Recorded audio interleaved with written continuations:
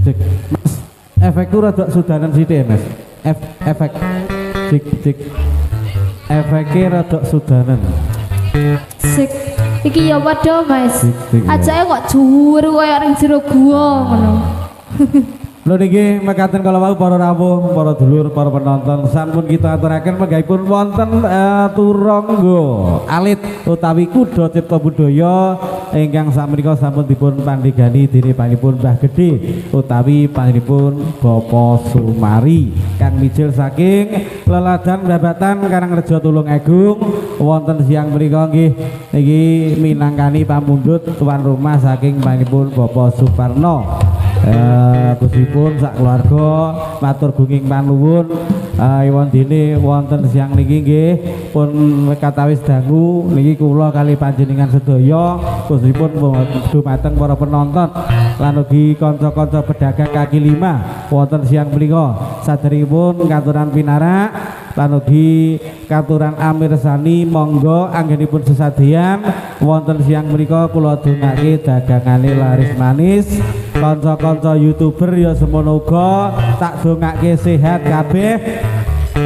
Iki senantiasa hiburane rada sepi ya Mas. Kadene ndak dadi ngopo. Sing penting tetep guyub lan rukun kanca-kanca bolong ngopi Tulungagung. Muga-muga ning wulan Januari Februari iki ya ndang enek meneh jadwale. Ya alhamdulillah niki wae pinangkani saking panjenenganipun Ibu Supiyanti ingkang kagungan hajat dene ngluwari ujar. Niki bilih kagungan putu mangke badhe dipun tedhak sinten lan ugi dipun tanggapne jaranan kuda cipta budaya. Pramila wonten siang menika niki sampun kasembadan napa kang dados tujuanipun Ibu Supiyanti sampun kagungan putu. Nggih niki alhamdulillah dipetoni utawi tedhak sinten ditanggapne jaranan. Wingi mantune panjenenganipun putranipun Ibu Supiyanti awake dhewe ya Mas diaturi ning kene campur sari seneng guyon sewengi sampai esuk. Nah niki dibacotke. Wingi ya tak welingi ngene. Bu, benjing lek duwe putu jaranan nggih. Alhamdulillah niki nggih jaranan. Nggih, iki wau sesarengan kalian di Angel lan ugi kanca-kanca pangrawit kusipun wonten panjenenganipun Mbah Gedhe sak Wadyabala Mas Kirun loro pisan. Iki rawuh lan ugi Pro Audio profesional matur sembah nuwun dukunganipun kerjasamanipun wonten siang menika ingkang handherekaken gebyaring panji-panji saking kuda cipta budaya wonten siang menika. Ingkang kadhemen rawuh monggo pinarak sinambi nikmati menika dedaharan jejajanan dipun icipi lan iki dipun tumbas lho Pak Bu nggih. Niki dipun sadhe napa mboten Mbak? Disadhe to? Terus ning kene to, golek tuku maju sempol bakar niki ngarep ana. Kita aturke muga-muga sing dodol iki laris kabeh, sehat panjang umur, rezekine lancar.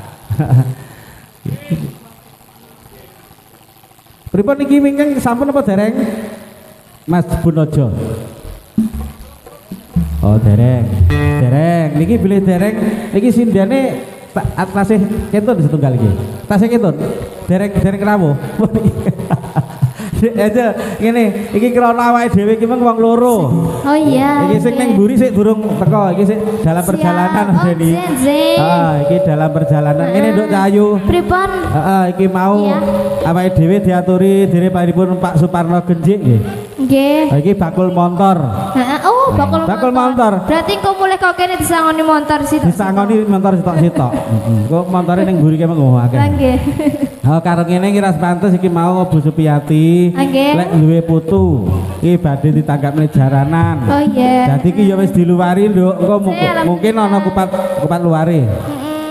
Heeh, muga-muga engko ya diaturke bocah sing dipitoni iki ndang gelis gedhe. Amin. Aja kaya sampean panggah awet cilik Aku kecentet. Sampean ki lho, tak tukokne jajan sak kresek-kresek panggah sak mene. Lah ora enek sing ngopeni dadi panggah kecentet. Oh, urung enek sing ngopeni, ya dilungkas digolekne Mas Deni ya.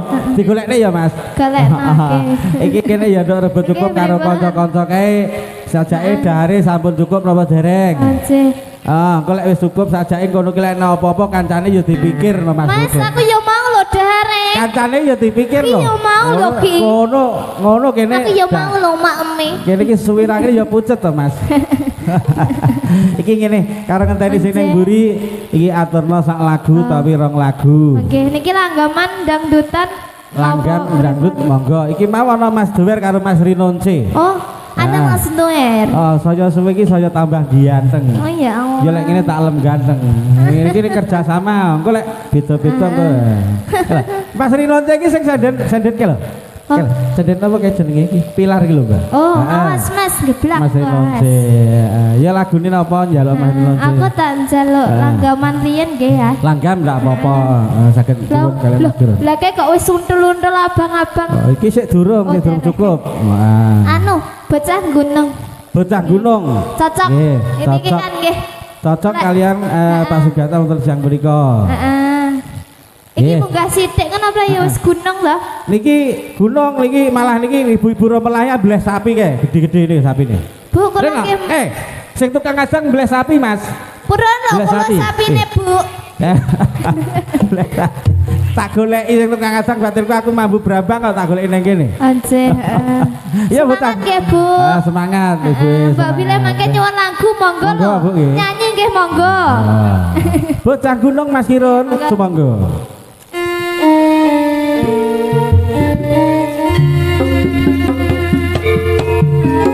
Sesarengan kuda cipta budaya.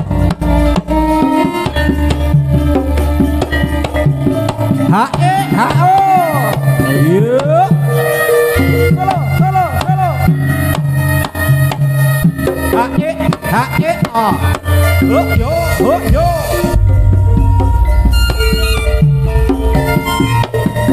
Nadyan aku bocah gunung.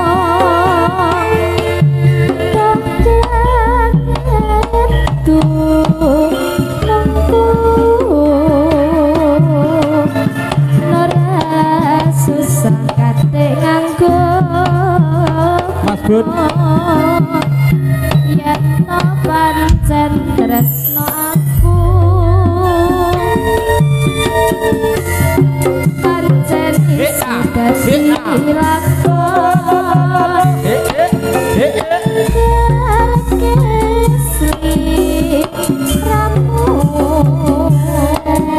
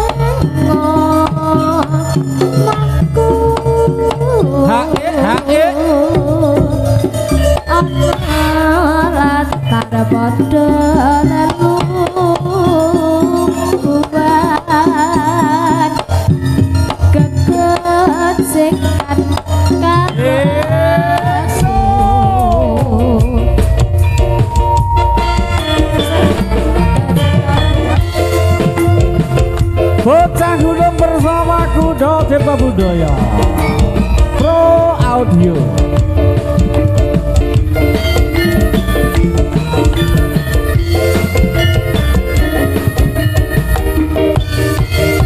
Hey ahe. Yo. Nadyan aku bocah gunung.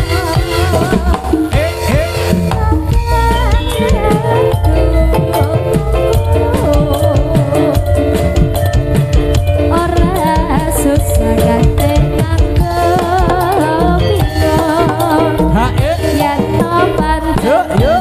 no aku pancen isi